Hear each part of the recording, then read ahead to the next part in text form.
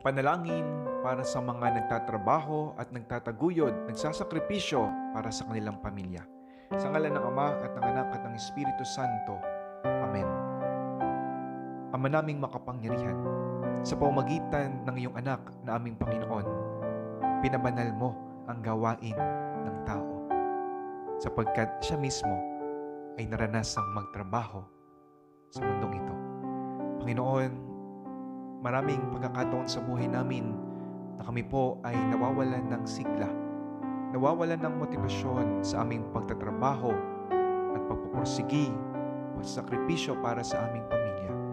Mga pagkakataon na kami napapagod, mga pagkakataon na para bang hindi namin makita ang kahulugan ng aming ginagawa.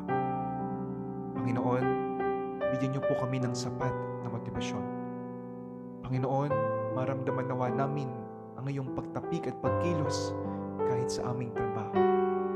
Makita nawa namin ang kahulugan ng aming ginagawa sa iyo at lalatikit sa pagsasakripisyo namin para sa ikabubuti ng aming pamilya. Turuan niyo kaming magmahal. Turuan niyo kaming magsakripisyo upang sa ganun sa araw-araw meron kaming motibasyon sa pagpapatuloy ng aming pagtatrabaho. Ang lahat po ng ito ay aming hinihiling sa pangalan ni Kristong aming Panginoon. Amen.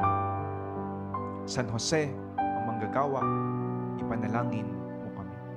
Sa ngalan ng Ama, at ng Anak, at ng Espiritu Santo. Amen.